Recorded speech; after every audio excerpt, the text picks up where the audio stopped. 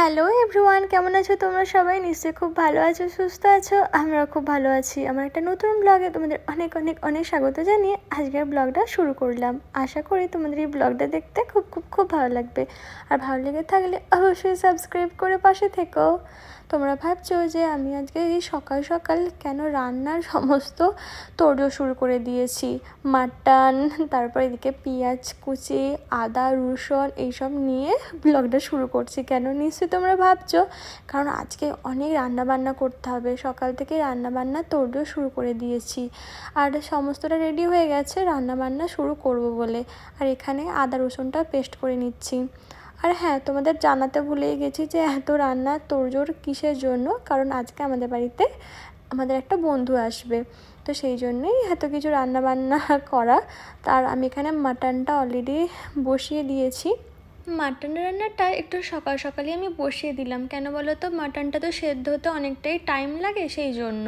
আর আরও অনেক কিছু রান্নাবান্না করার প্ল্যান আছে, দেখি কত দূর কী করতে পারি। মাটনটা করে নিচ্ছি কারণ দুপুরবেলা আমাদের খাওয়া দাওয়া করবো, যেহেতু সানডে। ওই জন্য প্রথমে আমরা জানো তো দুপুরে ইনভাইট করেছিলাম, যেহেতু সানডে না, সানডেতে অনেক এক্সট্রা কাজ থাকে, অফিসের কাজ থাকলো না তো কী হয়েছে, তো সেই সব কাজ সারতে সারতে নাকি অনেকটাই দেরি হয়ে যাবে। ওই জন্য বললো দুপুরে যাব না, ডিনারে যাব, ডিনার করতে আমাদের বাড়িতে আসবে। আর এখানে ডিনার বলতে তো সবাই 8:30টার মধ্যে মানে ডিনার স্টার্ট করে দেয়, 9টার মধ্যে ডিনার লোকজনের কমপ্লিটই হয়ে যায়। তো ওই জন্য সকাল সকাল রান্নাটা করে নেওয়াই ভালো। তো মাটনটা একদিকে আমার রান্না হচ্ছে, আর একদিকে আমি কি করছি বলো তো, তোমাদের দেখাচ্ছি কি করছি। রান্না করছো দেখে নেই। বাবা, 3টে গ্যাস জেলে রান্না হচ্ছে।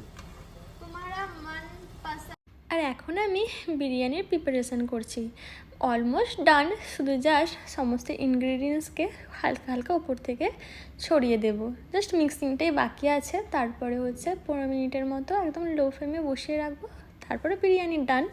বিরিয়ানিটা দেখি দুপুরে খাবো কি না, দুপুরে আর খাবো না, দুবেলায় বিরিয়ানি খেলে একটু বেশি খাওয়া দাওয়া হয়ে যাবে। বিরিয়ানিটা হচ্ছে শুধুমাত্র ডিনারের জন্যই হবে আর কি। আর এর থেকে একটু সাদা ভাত রেখে দিয়েছি দুপুরে খাওয়া দাওয়ার জন্য।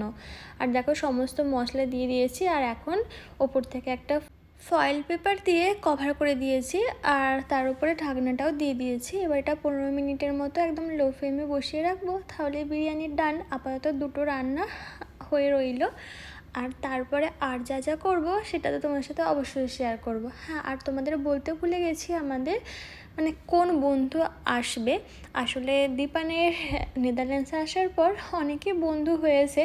প্রথম নেদারল্যান্ডসে আসার পর ও যেখানে থাকতো সেখানেই ওর বন্ধুত্বটা হয়েছে।